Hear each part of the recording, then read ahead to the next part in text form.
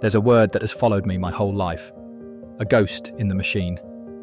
It was whispered in locker rooms, sighed by relatives, and sometimes even spoken with a kind of gentle concern. The word was soft. Too soft. As a boy, that's a verdict, a judgment.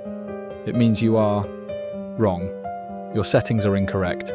You need to be recalibrated for the world you're about to enter. A world, I was told, that chews up soft things and spits them out. I remember the school playground, the frantic, chaotic energy of it. I was never good at the games that mattered, the ones built on aggression and territory. My instinct wasn't to conquer the ball, but to make sure the kid who fell was okay. I was the boy who cried when a storybook character was sad, who noticed the one wilting flower in a field of green. "Stop being such a crybaby," a teacher once said, not unkindly but firmly, as if tears were a leak that needed plugging. I learned to plug the leak, to turn the faucet off inside myself until the pressure built into a silent, aching dam. At home, it was quieter, but the message was the same. My grandfather, a man I adored, a man whose hands were calloused from a lifetime of fixing things, would look at me sketching in a notebook and say, "You need to toughen up, son. The world isn't gentle." He was trying to protect me. He was forging armor for me in the only way he knew how. But the armor never quite fit. It was heavy. It chafed. It made it hard to breathe. So I tried to be what they expected. I went out for sports I had no interest in, forcing my body into motions that felt alien. I learned to laugh at jokes that felt cruel, to nod along with conversations that hollowed.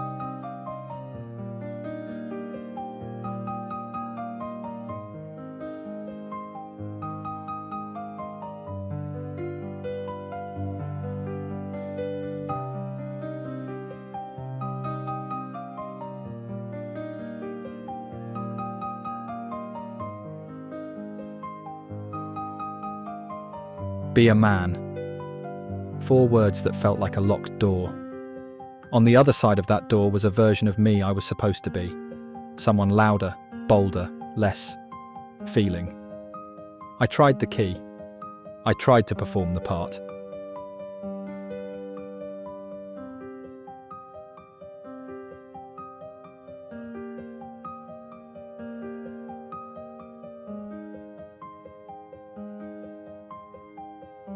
Each performance was a small death, a betrayal of the quiet boy who just wanted to feel things without apology.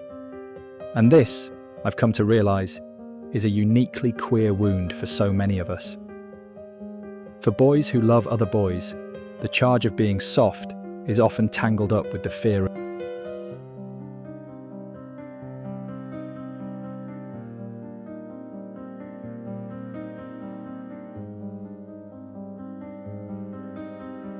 so we carry it into adulthood. This little boy who was told his core programming was a defect.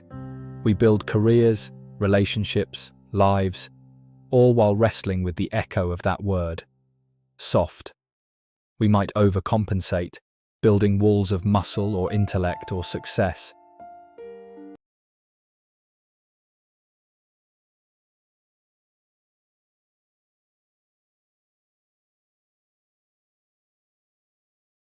The first crack in my fortress came from a quiet act of kindness. A friend, seeing me struggle after a loss, didn't offer platitudes or tell me to be strong. They just sat with me in my sadness, allowing my grief to exist without judgment. It was a revolutionary act. In that shared silence, I felt permission to be vulnerable, to let a piece of the wall crumble.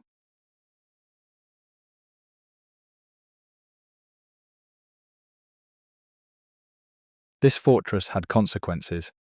It kept me safe, but also isolated. In relationships, I struggled.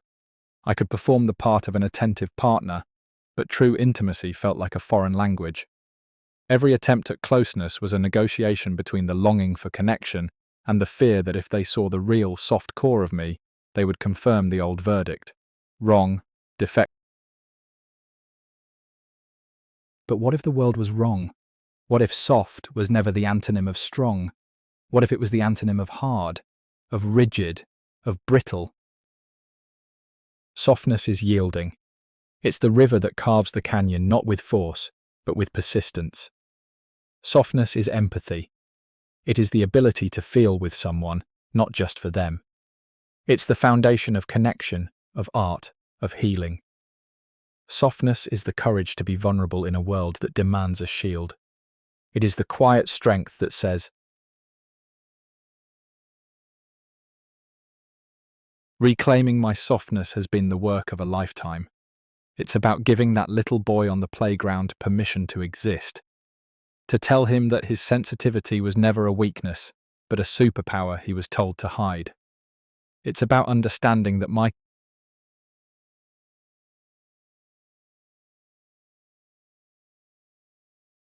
the world may still be a hard place, but I no longer believe that the answer is to become hard in return. The answer is to remain soft, resilient, and unapologetically beautiful. Think of the patience it takes for a seed to break through hard soil. That is a soft power. It's the artist who dares to put their fragile vision into the world, the leader who listens more than they command. These are not acts of weakness, but a different, more sustainable kind of power. A power that doesn't dominate, but connects. A power that doesn't break, but endures. It means choosing the gentle response over the defensive one, and finding strength not in being unbreakable, but in being able to mend. It means cultivating friendships where empathy is the primary language, and I can show up whole and be met with acceptance.